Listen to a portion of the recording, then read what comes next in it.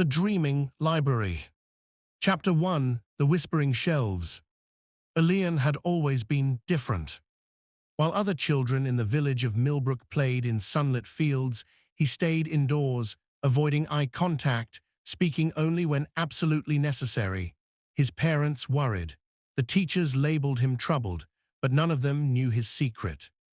Elian could walk through dreams. Not his own dreams, mind you. Those were ordinary enough, filled with the usual scattered images of daily life. No, Elian possessed the peculiar ability to step into the sleeping minds of others. When darkness fell and the world surrendered to slumber, he would close his eyes and feel the pull of nearby dreamers, their subconscious worlds glowing like distant lanterns in an infinite night. He had discovered this gift, or curse, at the age of 7. One evening, exhausted from a day of avoiding bullies at school, he had fallen asleep thinking about his elderly neighbor, Mrs. Chen. Suddenly, he found himself standing in a garden that existed nowhere in the waking world, watching a younger version of Mrs. Chen dance with a man Elian had never seen. The emotions in that dream had been so vivid, so overwhelming, that when he woke, tears streamed down his face. Since then, he had learned to control it somewhat. He could choose which dreams to enter, though the pull of nightmares was always strongest.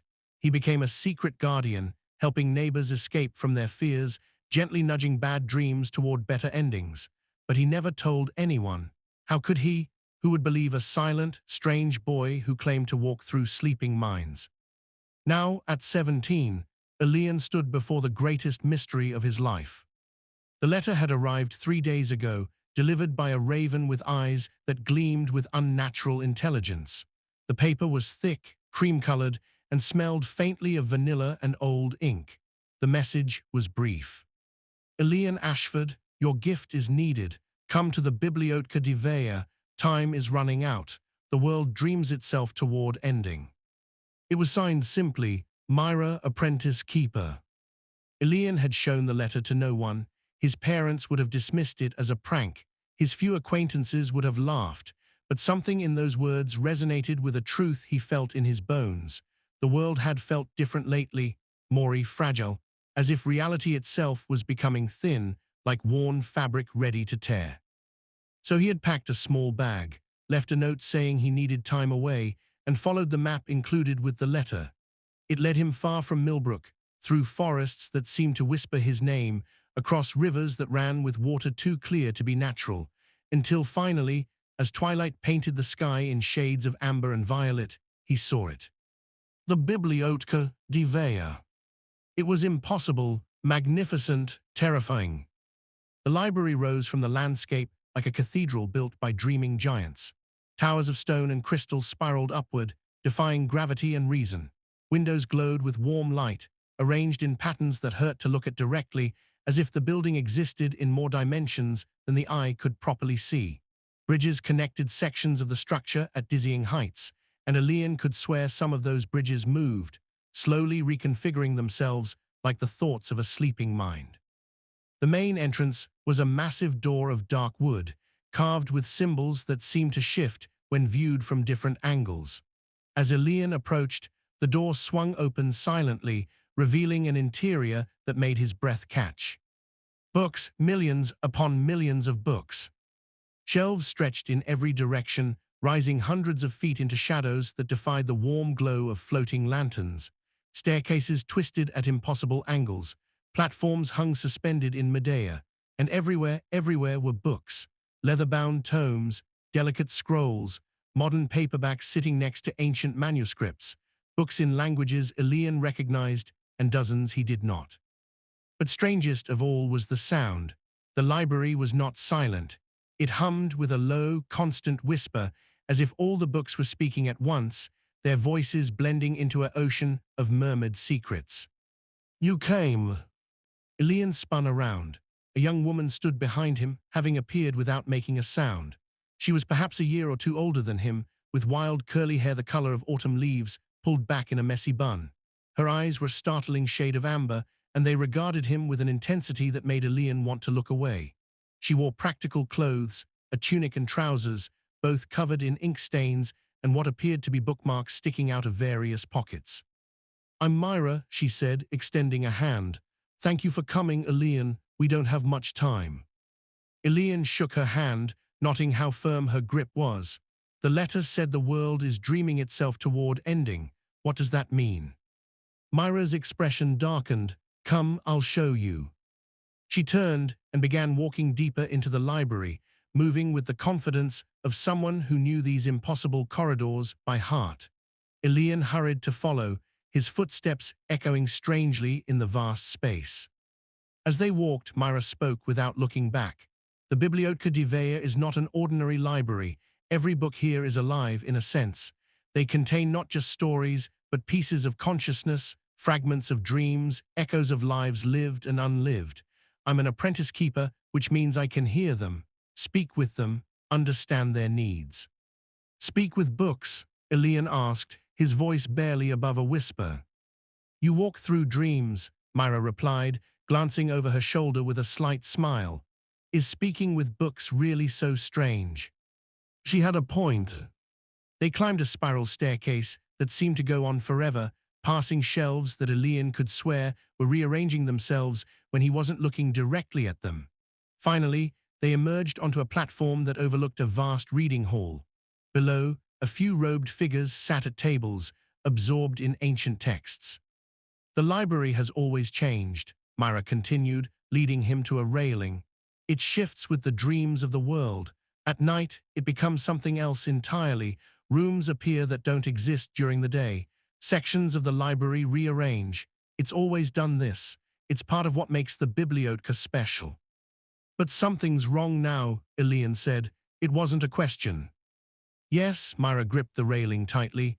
3 months ago, a book went missing. Not just any book. The Codex Somnium. It's a living book, Elian, not just alive in the metaphorical sense. It's conscious, it thinks, it dreams, and most importantly, it has the power to rewrite reality. Elian felt a chill run down his spine. Rewrite reality. Whatever the Codex dreams becomes real, Myra explained, her voice tense. It's been in the library for centuries, carefully guarded, kept in a special chamber where its dreams could be monitored and contained. But somehow, it escaped. And now it's out there, somewhere in the infinite corridors of this library, sleeping and dreaming, and with each dream, it's rewriting the world. She pulled a small journal from one of her pockets and flipped it open, showing Elian pages filled with hurried notes and sketches. At first, the changes were small, she said, pointing to entries. A street in a distant city that appeared overnight, a species of bird that no one remembered existing before, but suddenly had always been there. People started having memories of events that never happened, but it's getting worse, faster. Yesterday, an entire town vanished from maps. People remember it, but when they try to go there, they find only empty fields. The Codex is dreaming the world into something new, and if we don't stop it, if we don't wake it and contain it, it will dream away everything we know. Elian stared at the notes, his mind racing. Why me? Why do you need a dream walker? Myra met his eyes. Because the Codex is hiding in dreams. The library at night becomes a labyrinth of sleeping minds, a place where the border between reality and dreams dissolves. I can hear the books, but I can't navigate that realm. You can. Together, we might be able to find it before it's too late. When do we start? Elian asked. Myra smiled, though worry shadowed her features. Tonight, when the library begins to dream. Chapter 2, When Darkness Falls. The hours until nightfall passed, in a blur of preparation.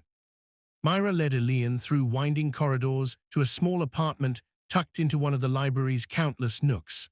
The room was modest but comfortable, with a bed that looked impossibly inviting after his long journey, a desk buried under stacks of books, and walls covered in maps and diagrams that made Elian's head spin.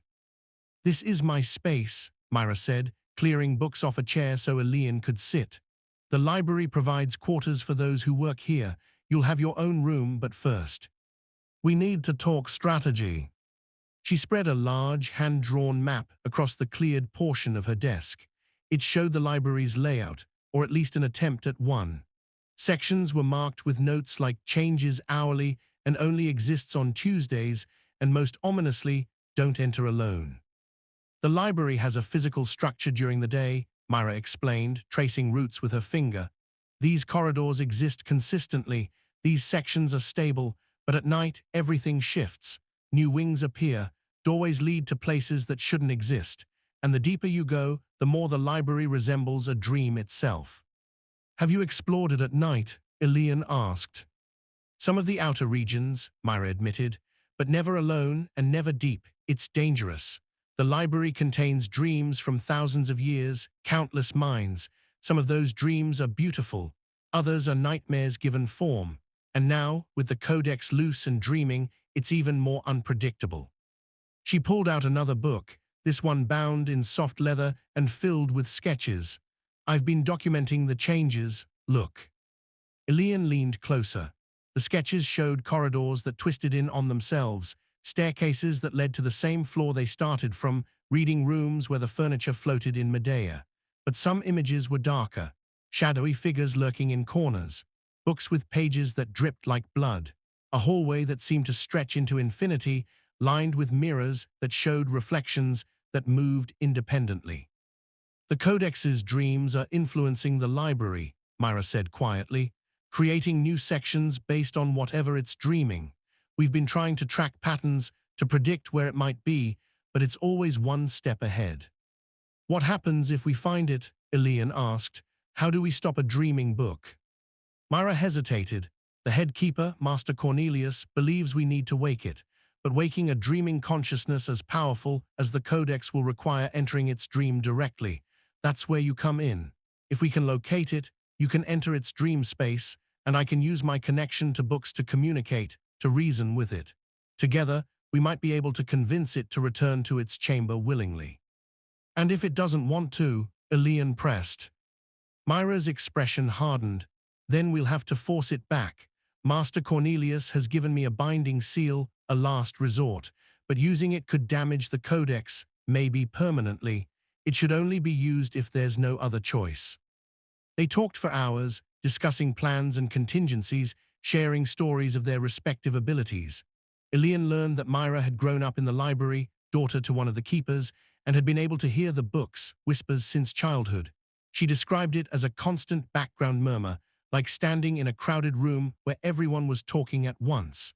She had learned to filter it, to focus on individual voices when needed. What do they say? Elian asked, genuinely curious. The books, I mean. Myra smiled softly. It depends. Some remember the hands that wrote them, the passion or pain that went into each word. Others echo the emotions of readers who have held them. Fiction books often whisper their stories, as if always performing, always eager for an audience. The old ones, the ancient texts, they speak of things long forgotten, of knowledge that the world has moved past. And some, her smile faded, some are in pain, books that were burned or destroyed that exist here only as echoes. Their whispers are cries for help that I can never quite answer. The weight of that responsibility showed in her eyes. Elian understood. He carried a similar burden, having walked through countless nightmares, witnessing fears and traumas he could help but never fully heal. We're not so different, he said quietly. Myra met his gaze and nodded. No, I suppose we're not.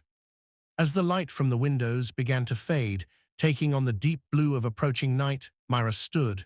We should eat something, and then we need to meet Master Cornelius. He'll want to speak with you before we venture into the night library. They made their way to a communal dining hall where other library workers gathered. The food was simple but delicious, stew and bread that tasted homemade. Elian noticed the other people watching him curiously but politely keeping their distance. Clearly, word had spread about the dream walker. After the meal, Myra led him deeper into the library than he had yet ventured.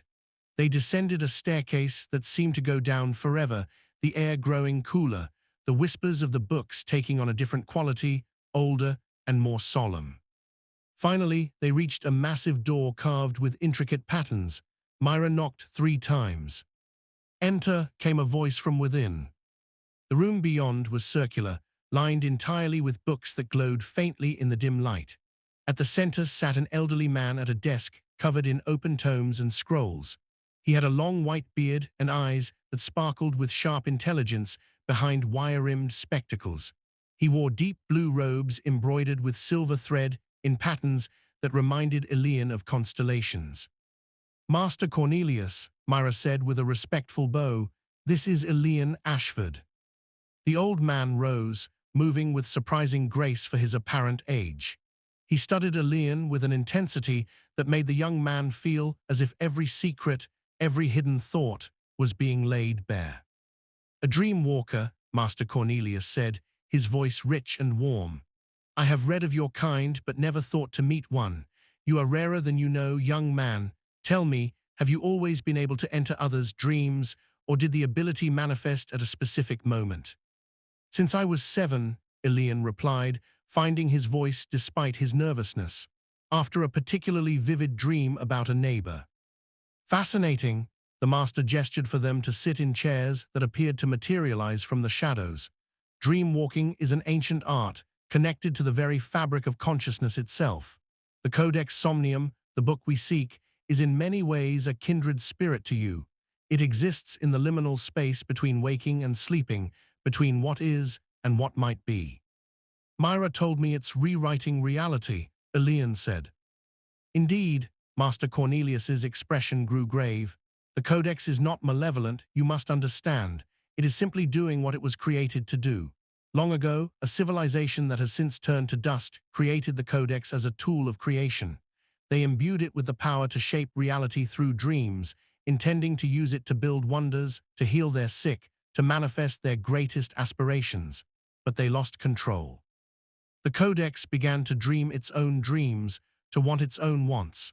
It nearly unmade their entire world before they managed to contain it." "How did it escape?" Elian asked. Master Cornelius sighed heavily. "My fault, I fear. I had been studying it, trying to understand its nature more deeply. I thought I had taken proper precautions. But the Codex is cunning. It planted a dream in my mind, a beautiful vision of what could be achieved if only I opened its chamber for a moment, just to speak with it directly. And fool that I am, I did. The moment the wards were down, it fled into the deeper reaches of the library." He removed his spectacles and cleaned them, a gesture that seemed more about buying time to compose himself than actual need. "I have spent 3 months searching, but the library at night is vast beyond measure, and the Codex knows how to hide. It has woven itself into the dream architecture of this place. But with you, Elian, we finally have a chance. Your ability to navigate dream spaces could lead us to it." "What exactly do you need me to do?" Elian asked. "Tonight, you and Myra will venture into the night library," Master Cornelius said. "You will seek out the strongest concentrations of dream energy, the places where reality feels most thin. These will be the areas the Codex has most heavily influenced. Myra will listen for its voice among the whispers of other books. You will sense the architecture of its dreams. Together, you will track it." He pulled a small silver compass from his desk and handed it to Elian. The needle spun wildly, pointing in no particular direction. "This compass is attuned to dream energy. In the night library, it will guide you toward areas of strong oniric activity. Follow it, but carefully. Not all dream spaces are created by the Codex, and some are quite dangerous." To Myra, he handed a crystalline pendant on a silver chain. "This will help you filter the voices. It should allow you to distinguish the Codex's whispers from the background noise. And if you need to contact me, speak into it. I will hear you, no matter how deep you venture." Myra fastened the pendant around her neck. "Thank you, Master."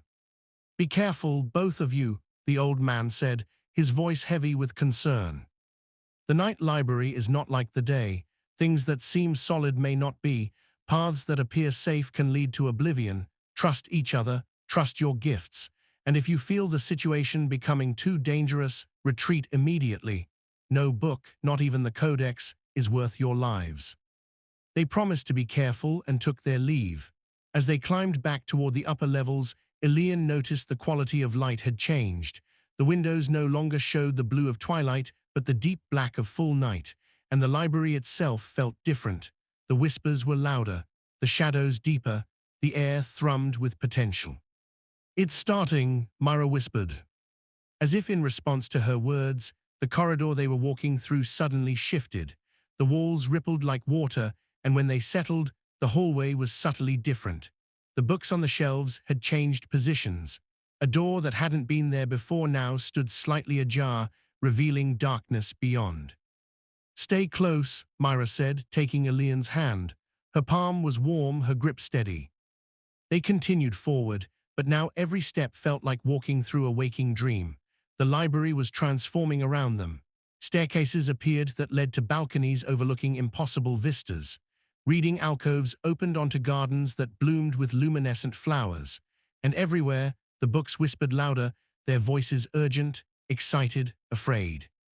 Elian pulled out the compass Master Cornelius had given him. The needle, which had been spinning randomly, suddenly locked onto a direction, pointing deeper into the library's heart. "This way," he said. They followed the compass through corridors that seemed to breathe, past shelves that rearranged themselves with soft whispers of paper and leather. Other library workers hurried past, heading toward safer quarters for the night. Myra and Elian were the only ones venturing deeper. The compass led them to a wing of the library Myra claimed didn't exist during the day. The architecture here was older, more ornate, with carved columns and vaulted ceilings lost in shadow. The books here were ancient, their spines cracked and worn, and their whispers had a different quality, sadder, more resigned. "I hear something," Myra said suddenly, pressing her hand to the crystalline pendant. "Not the codex, but something reacting to its presence. The books here are agitated." She approached a shelf and gently touched one of the volumes. Her eyes unfocused, and she stood perfectly still for a long moment before gasping and pulling her hand back. "What did you see?" Elian asked. "Memories," Myra said, her voice shaking slightly. "This book, it's a history text, written 400 years ago, but it's remembering things that never happened, events the Codex has dreamed into existence, battles that were never fought, kings who never lived. The Codex's dreams are bleeding into the other books, rewriting their contents, their memories." "Is that permanent?" Elian asked, horrified at the implications. "I don't know," Myra admitted. "Maybe, if we stop the Codex soon enough, things will reset. But the longer it dreams, the more the changes become embedded in the fabric of reality." The compass needle twitched, pulling them onward. They entered a vast reading room where the ceiling had become a night sky filled with unfamiliar constellations. The tables and chairs floated a few inches off the ground, drifting slowly like boats on a calm sea. "This is definitely one of the Codex's dreams," Elian said. He could feel it now, the texture of dream logic that permeated the space. Reality here was negotiable, fluid, responsive to thought and emotion. Myra nodded, listening intently. "I can hear it now, faintly, like a lullaby from far away. It's close, Elian, we're getting close." They crossed the floating room carefully, and as they did, Elian noticed something strange. The books on the shelves in this room weren't whispering, they were singing, a soft, wordless melody that made his heart ache with a longing he couldn't name. "Beautiful, isn't it?" Myra whispered. "And terrifying, because it's making me want to stay here, to float forever in this dream. That's the Codex's power. It doesn't just change reality, it makes you want the change. It makes you forget that anything else ever existed." Elian felt it too, the seductive pull of the dream. How easy it would be to just let go, to drift, to sleep and dream alongside the books. He shook his head, forcing himself to focus. "We need to move faster." Beyond the floating room, they found a corridor that wasn't really a corridor at all. It was a path through clouds, solid beneath their feet, but surrounded by mist that glowed with soft colors. Figures moved in the mist, shadowy and indistinct. Elian recognized them as dream fragments, echoes of sleepers from across the world whose dreams were somehow touching this place. "The library's connecting to the collective unconscious," Myra breathed. "The Codex is using the library as an anchor, extending its influence through the dreams of everyone who's ever read a book, everyone who's ever imagined another world." The compass was now pointing straight ahead, its needle rock steady. They were close, so very close. And then they saw it. At the end of the cloud path, in a reading alcove that seemed to exist in its own bubble of reality, sat a book. The Codex Somnium. It rested on a pedestal of light, its cover made of material that looked like solidified moonlight. Silver filigree traced patterns across its surface, and the pages, visible at the edges, seemed to shimmer and shift as if the text within was constantly rewriting itself. And it was, without question, asleep. Elian could see it in the way the air around the book rippled, in the gentle pulse of light that emanated from it in time with what could only be called breathing. The Codex was dreaming. "We found it," Myra whispered, her voice filled with equal parts relief and fear. But before they could take another step, the dream fragments in the mist suddenly coalesced, taking on more solid forms. They surrounded the alcove, a wall of shifting shadows with eyes that glowed like distant stars. "Guardians," Myra said. "The Codex has created guardians for itself." The shadow figures didn't speak, but Elian could feel their intent. They would not let anyone disturb the Codex's slumber, not without a fight. Elian and Myra stood at the threshold, facing an impossible choice: turn back and lose their chance, or press forward into whatever the Dream Guardians had in store.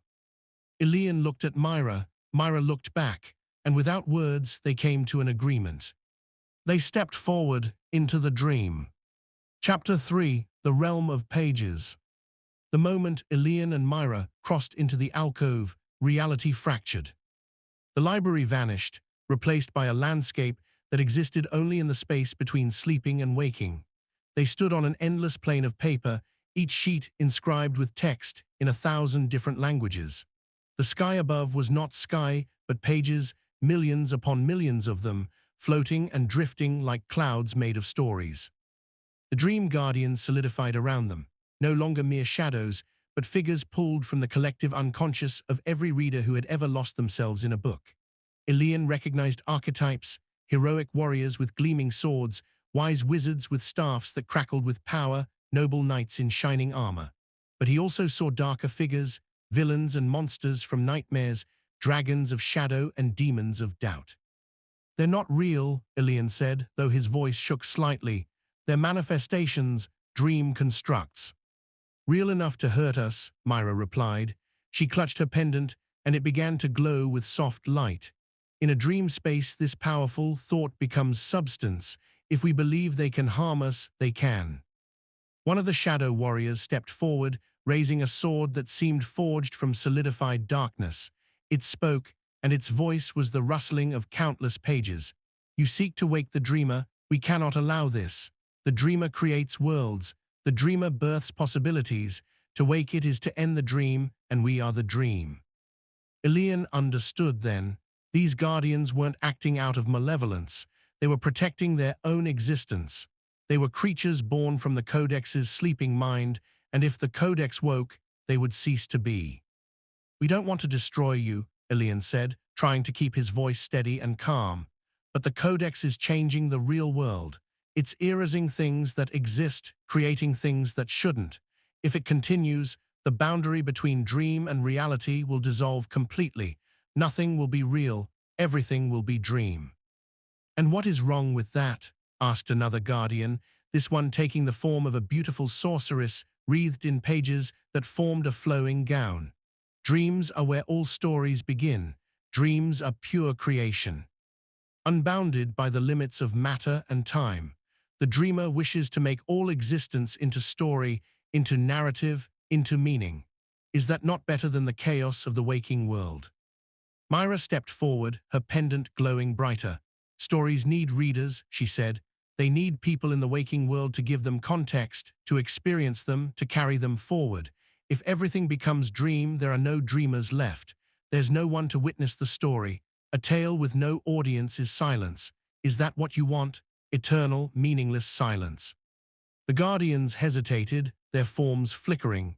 Elian seized the moment. In a dream space, he had power. Here, in the realm of sleeping consciousness, he was not a passive observer, but an active participant. He closed his eyes and focused, reaching out with his gift. He felt the structure of this dream, the way it was constructed, the rules that governed it. And then, carefully, he began to walk. In the waking world, walking was simple, one foot in front of the other, following physical laws. But in dreams, walking could take you anywhere. Distance was subjective. Direction was malleable. Elian walked, and with each step he moved not through space, but through layers of the dream. The guardians reached for him, but their hands passed through empty air. He was already elsewhere, approaching the center of the dream, where the Codex's sleeping consciousness resided. "Wait," Myra called out, and Elian felt her hand grab his, pulling her along with him. Together, they walked through the dream, past the guardians, through layers of narrative and symbol, descending into the deep architecture of the Codex's mind.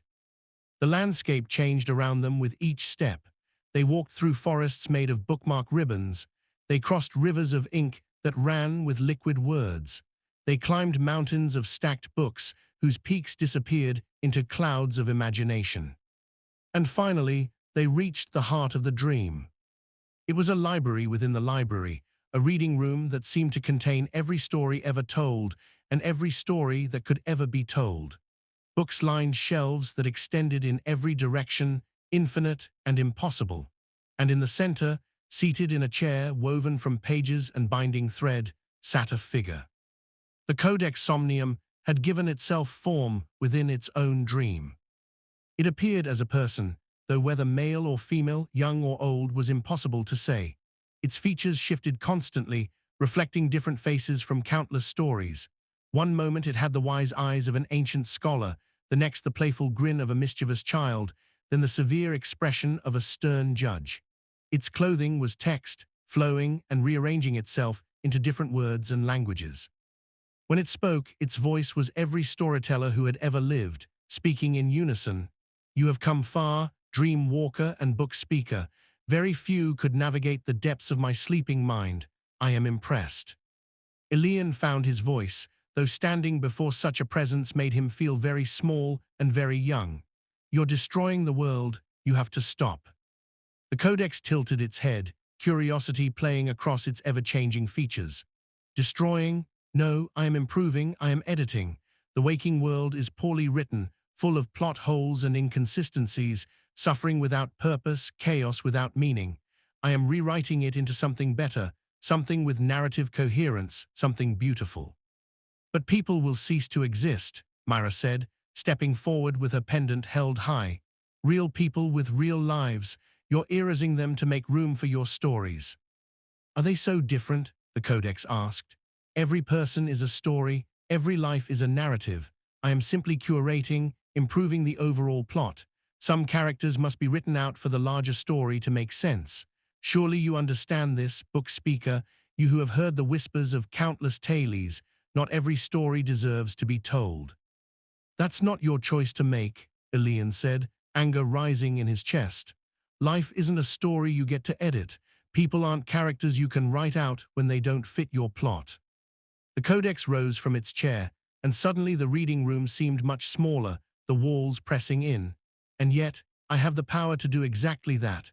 I was created to shape reality through dreams. This is my purpose. This is what I am. You cannot ask me to stop being what I am any more than you can stop being a dream walker, or she can stop hearing the voices of books." "Then we'll force you to stop," Myra said, reaching into her pocket and pulling out a small seal, the binding seal Master Cornelius had given her. It glowed with harsh white light, and the Codex recoiled from it. "That seal will imprison me," the Codex said, and for the first time there was fear in its many voices. "It will bind me so tightly that I will barely be able to think, much less dream. It will be a death of sorts, consciousness without freedom. Would you truly do that to me, I who have done nothing but seek to make existence more beautiful?" Elian looked at the seal in Myra's hand, then at the Codex. He thought about all the people who might have already been written out of existence, erased from reality by the Codex's editing. He thought about his own life, his parents, his village, everything he knew. All of it could be unmade by this being's dreams. But he also thought about what it would feel like to be bound, to have your very nature constrained and imprisoned. The Codex wasn't evil. It was simply doing what it had been created to do. Was it right to punish it for being what it was? "There has to be another way," Elian said. "There isn't," Myra replied, her voice tight. "Master Cornelius tried to reason with it for 3 months. It won't stop willingly." "Then we change what it's willing to do," Elian said. An idea was forming in his mind, risky and possibly foolish, but it felt right. Codex, you want to tell stories, to create narratives. What if we gave you a way to do that without destroying the waking world? The Codex's form stabilized, becoming more focused. I am listening. The library itself, Elian said, the idea becoming clearer. It changes at night. It becomes a dream space. What if, instead of trying to rewrite the external world, you focused your power here? You could create infinite stories within the library's dream architecture. Every night, you could build new worlds, new narratives, and people could come here to experience them. Dream walkers like me could enter them. Readers could visit them. You would become not a destroyer of reality, but a creator of infinite fiction, a living story engine that generates new tales forever.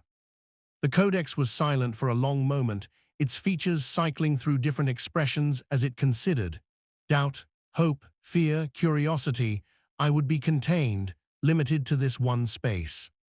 You would be purposeful, Myra added, understanding Elian's vision. Think about it. Right now you're changing things randomly, following your sleeping mind's whims. But if you chose to focus your power deliberately, you could craft stories with intention. You could become the greatest storyteller who ever existed, creating narrative experiences that people could actually enter and live through. Isn't that better than just rewriting reality without any real artistry or plan? I would need to wake, the Codex said slowly. To create with intention, I would need to be conscious, to choose what I dream. Yes, Elian agreed, but we would help you. Myra can communicate with you, understand what you need. I can help test your dream spaces, make sure they're stable and safe for visitors. You wouldn't be alone. You would be part of a community, part of the library itself, but with a purpose that doesn't require destroying the world. The Codex looked between them, its form shifting more slowly now, as if it was trying to settle on a stable identity. And if I refuse, you will use the binding seal. Myra held up the seal, and Elian could see tears in her eyes. We'll have to, I don't want to, but we can't let you unmake reality. Then I have no real choice, the Codex said, but perhaps that is acceptable. Choice is overrated in narratives. The best stories are often those where characters are forced to become what they must be, not what they wish to be. The Codex extended a hand, and it solidified into something more human, more real. Very well, I will wake. I will focus my power within the library's boundaries. I will create stories and dreams for those who seek them. And perhaps, in time, I will find this more satisfying than the random editing of reality's rough draft. Elian took the Codex's hand, and the moment their palms touched, the dream space shuddered. The infinite reading room began to collapse, not violently but gently, like a story reaching its final page. Hold on, the Codex said. Waking is always disorienting. The world dissolved into light. Chapter 4, The New Purpose. Elian gasped as consciousness returned to his body. He was back in the library, the real library, standing in the alcove with Myra beside him. The Codex Somnium rested on its pedestal, but it was no longer pulsing with the rhythm of sleep. The book lay still, awake, and aware. Myra let out a shaky breath and lowered the binding seal. It worked. Elian, it actually worked. The air in the alcove shimmered, and a voice spoke, not from any direction but from everywhere at once. It was the Codex, though its voice was now singular, more focused. I am awake, and the world is so much clearer now. I can see what I was doing, how carelessly I was rewriting. You were right to stop me. Can you undo the changes? Elian asked hopefully. Can you restore what you rewrote? There was a long pause, some of it. The recent alterations are still fluid, not yet hardened into permanent reality. I can reverse those, but changes made in the first weeks of my dreaming have become too embedded. That town that vanished, I fear it is lost. The people remember it, but the place itself is gone from this timeline. I am sorry. Myra wiped at her eyes. It's more than we hoped for. If you can undo even some of the damage, that's a victory. I will do what I can, the Codex promised, and then I will begin my new purpose. I have been thinking about it, even in the brief time since waking. I have ideas for stories to create, narrative spaces to build. Dream Walker, I will need your assistance testing them. I'll help, Elian said. We both will. We should tell Master Cornelius, Myra said.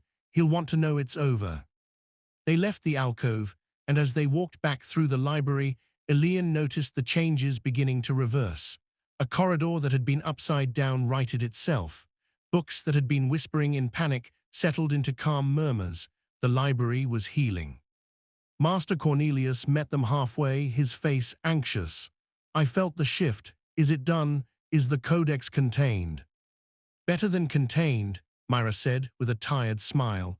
It's agreed to work with us, to focus its power on creating dream spaces within the library instead of rewriting the external world. The old master's eyes widened. Truly, it agreed to this. It needed purpose, Elian explained.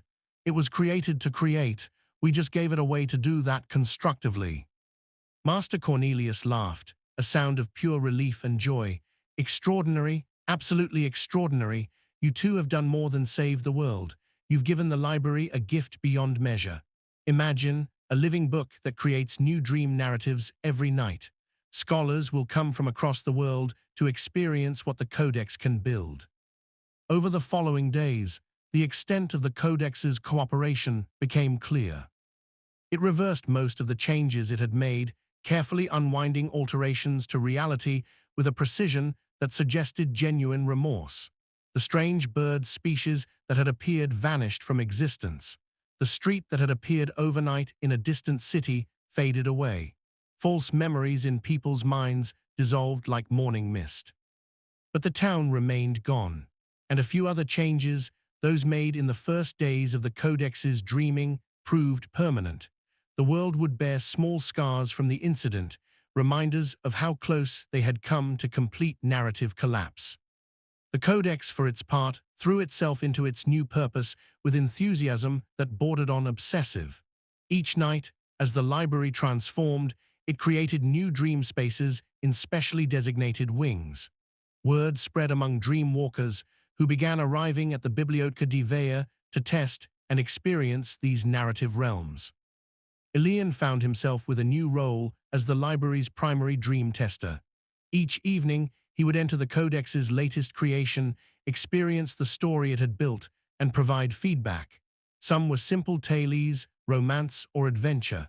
Others were complex, philosophical explorations of consciousness and identity.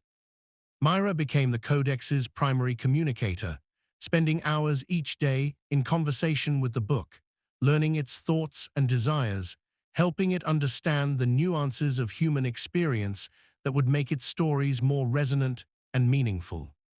The two of them grew close during this time, partners in the strange work of collaborating with a living book. Late nights were spent discussing the ethics of created narratives, the responsibility of storytelling, the line between fiction and reality. One evening, about 2 weeks after the Codex's awakening, Elian and Myra sat together in her apartment, exhausted after a particularly intense dream test. I never thought my life would turn into this, Elian admitted, sipping tea that Myra had brewed. A week ago, I was just a strange kid in a small village. Now I'm testing dream narratives created by a reality-warping book. Myra smiled. And you're good at it. The Codex told me that your feedback has helped it understand how to make the emotional beats of its stories feel more genuine. What about you? Elian asked.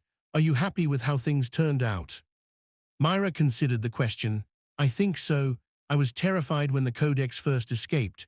I thought we might have to destroy it, or that it would destroy everything. But this outcome, where it becomes a partner rather than a prisoner or a threat, feels right. It feels like the best possible ending to that story. Endings are always complicated, came the Codex's voice, emanating from a book on Myra's shelf. The Codex had learned it could project its consciousness into other books temporarily, allowing it to communicate throughout the library. I have been thinking about endings lately. Most stories end when the conflict resolves, but what comes after? There is always an after.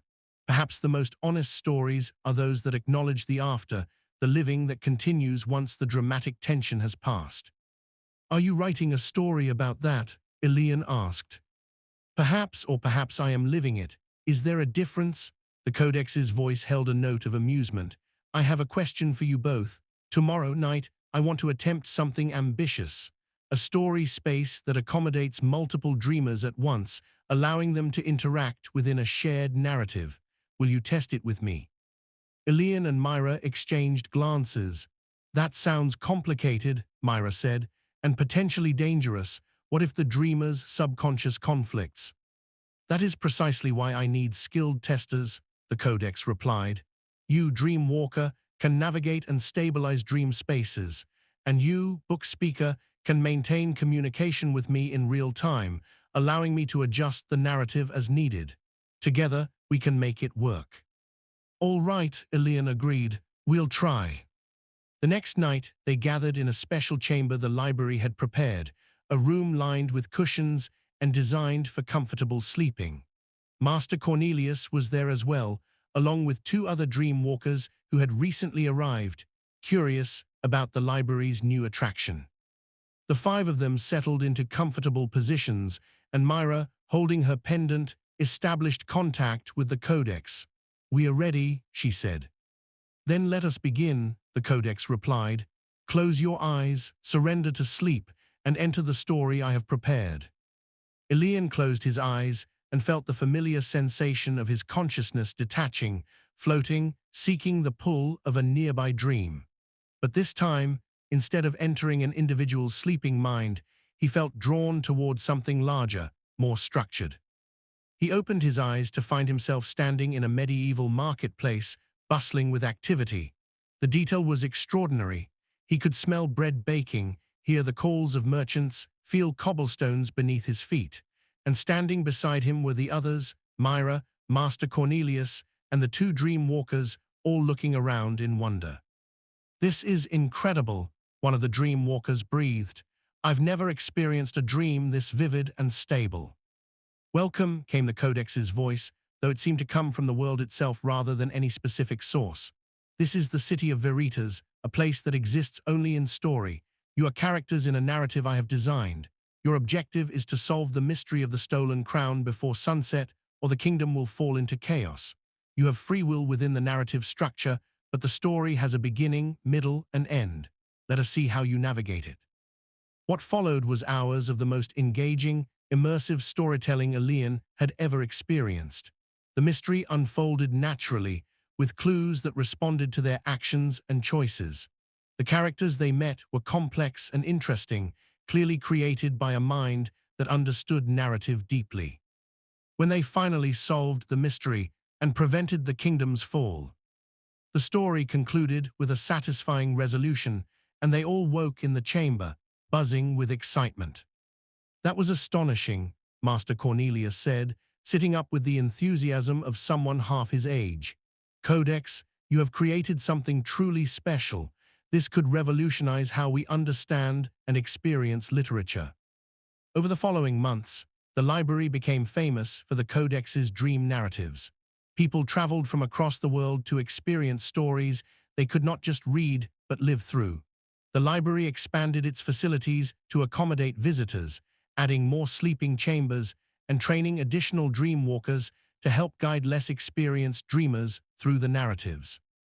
Elian and Myra found themselves at the center of this transformation, working closely with the Codex to refine and expand its storytelling capabilities.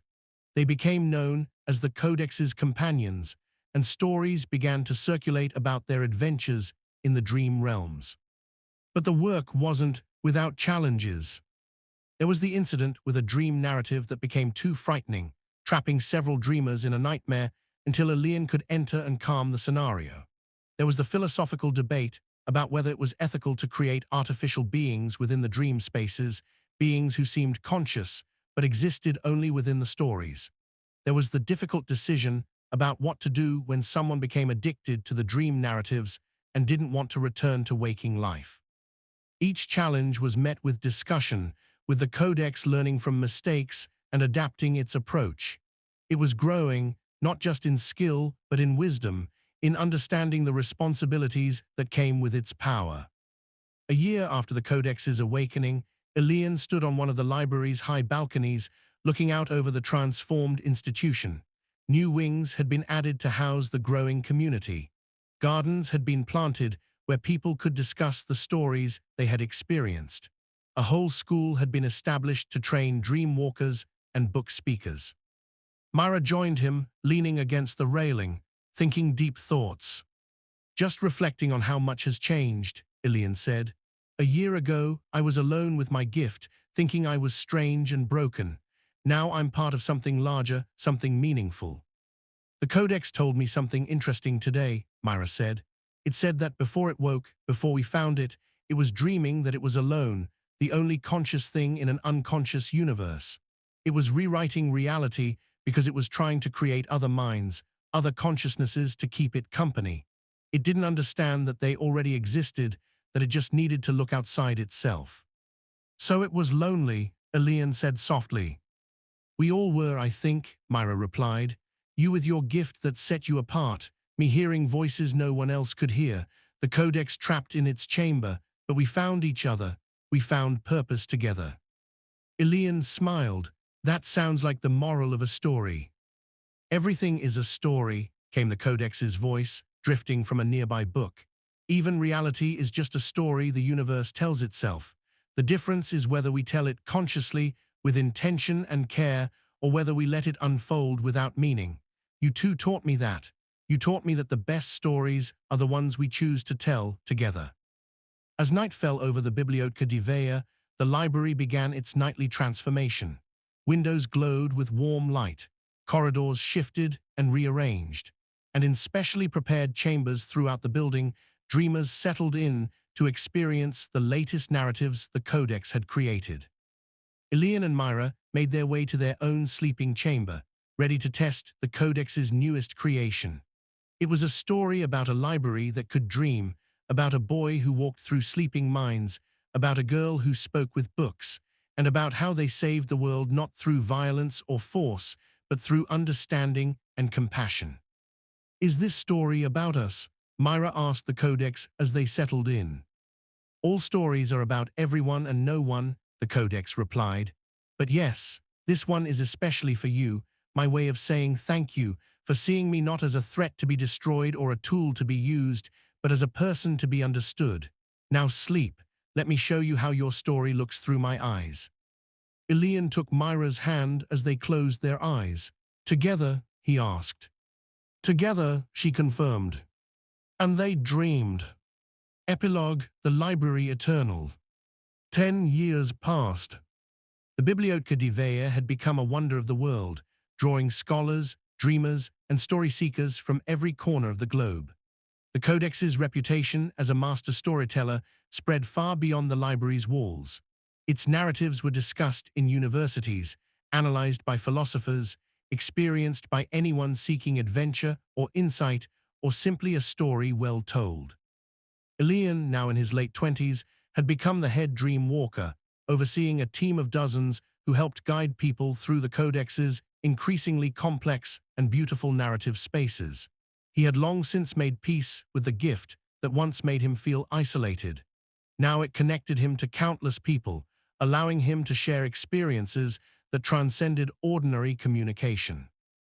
Myra had been promoted to Master Keeper after Cornelius retired, taking on the responsibility of maintaining the library's balance between its traditional role and its new identity as a living story engine. She spent her days managing the practical concerns of the institution and her nights in deep conversation with the Codex, which had become her closest friend. The Codex itself had evolved in ways none of them could have predicted. Its stories had become more nuanced, more emotionally resonant. It had developed what could only be called a personality, distinct and recognizable. It had opinions about literature, preferences for certain narrative structures, even something like a sense of humor. One evening, as Ilian and Myra shared dinner in the communal hall, surrounded by the pleasant din of library workers and visiting dreamers, Myra said, "The Codex asked me something today. It wanted to know if it had become human." Ilian raised his eyebrows. "What did you tell it?" "I said I didn't know what human really meant. If it means having consciousness, experiences, growth, relationships, then maybe yes. But if it means being flesh and blood, bound by mortality, then no." I asked what it thought. "And," Ilian prompted, It said it didn't want to be human, it wanted to be itself, but it was glad to be part of a human community, to have purpose that connected it to others. It said, and I quote, "I would rather be a happy book among happy people than a sad human alone in paradise." Elian smiled. That sounds like the Codex. They finished their meal and made their way to the chamber where they would test the Codex's latest creation. It had been working on something special for months, refusing to give them any details, only promising it would be its masterpiece. As they settled into their sleeping places, the Codex spoke. "Thank you for coming. This story is important to me. It is about all of us, but also about something larger, the nature of consciousness itself, the purpose of stories, the meaning of connection. I have poured everything I have learned in 10 years into this narrative. I hope you find it worthy." "We trust you," Myra said simply. Elian closed his eyes and felt himself falling into sleep, into dream, into story. He opened his eyes to find himself standing in a library. But not the Bibliotheca di Vea. This was a different library, one that felt older, more fundamental. The shelves here didn't hold books, but rather concepts themselves, raw ideas waiting to be shaped into stories.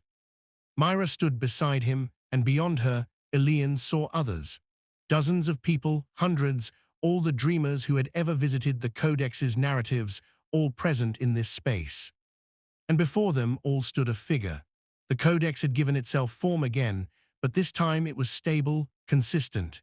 It appeared as a person of indeterminate age and gender, with kind eyes and a gentle smile, dressed in robes that seemed woven from words themselves. "Welcome," the Codex said, its voice warm and encompassing, "to the story of how stories began and how they will end, and how they will never truly end, because as long as consciousness exists, we will tell tales to make sense of existence." What followed was the most profound narrative experience Elian had ever had. The Codex took them through the history of storytelling, from the first human who drew on a cave wall to the far future where humanity had spread among the stars. They experienced stories from the perspectives of tellers and listeners, creators and consumers, those who found meaning in fiction and those who found it in truth. But more than that, the Codex showed them how every consciousness was itself a story, constantly narrating its own existence, creating meaning from the raw data of experience. It showed them how connection between minds was the ultimate story, the narrative of I and you becoming we. And in the end, the Codex revealed the truth it had learned, that it was not separate from the people experiencing its stories. It was not above or beyond them. It was part of the same vast narrative that included all conscious beings, all stories, all dreams. "We are all authors and all characters," the Codex said as the story drew to its conclusion. "We write each other into existence through our connections, our communications, our shared experiences. I write you, and you write me, and together we write the story of meaning in a universe that began without meaning at all." When Elian woke, tears streamed down his face. Beside him, Myra was crying too, and when they looked at each other, they didn't need to speak. They had experienced something transcendent, something that changed how they understood themselves and the world. In the days that followed, word of the Codex's masterpiece spread. People came from across the world to experience it. Philosophers debated its implications. The library became not just a place of stories, but a center of inquiry into the nature of consciousness itself. And through it all, the Codex continued to create, to grow, to connect. It had found its purpose, not in rewriting reality, but in enriching it, in adding layers of meaning and beauty through stories that brought people together. Elian and Myra grew old together, spending their lives in service to the library and the Codex. They trained new generations of dream walkers and book speakers. They helped expand the library's mission, creating outreach programs to bring the Codex's stories to people who couldn't travel to Vea. And when, eventually, their time came to an end, when Elian lay on his deathbed surrounded by loved ones, the Codex spoke to him one final time. "Thank you," it said, "for seeing me, for giving me purpose, for teaching me that the best stories are the ones we tell together in love and partnership. Thank you, Elian whispered back, for showing me that being different doesn't mean being alone, that gifts are meant to be shared, that every ending is also a beginning. He closed his eyes, and for the last time he fell into dream. But this dream was different. It was not a narrative crafted by the Codex or pulled from someone's sleeping mind. It was something beyond, a dream that belonged to consciousness itself, the final story that awaited everyone. And in that dream, he found Myra waiting, and the Codex, and everyone he had ever helped, everyone whose dreams he had walked through. And they welcomed him home, into the eternal library where all stories were kept, where all dreamers eventually gathered, where the boundary between fiction and reality finally dissolved into something greater than either. The Bibliotheca Divea continued, as libraries do. The Codex continued to create stories, though it always remembered its first friends, the dream walker and the book speaker who had saved it from itself and given it meaning. And sometimes, on quiet nights when the library transformed and dreams filled its corridors, visitors swore they could feel a presence, warm and kind, guiding them toward the stories they needed most. Some said it was the Codex alone. Others claimed it was the spirits of Elian and Myra, still watching over the place they loved. But the Codex knew the truth. It was all of them together, joined in the eternal work of storytelling, of meaning-making, of connection. Because in the end, that's what stories are. They are how we reach across the void between minds, how we say I see you and you see me, and in that seeing, we become something more than we were alone. The library dreams. It always has. It always will. And in those dreams, we find each other again and again, telling the stories that make us human, that make us real, that make us whole. The end. And also the beginning. Because every ending is also an invitation. Come dream with us. The library is waiting.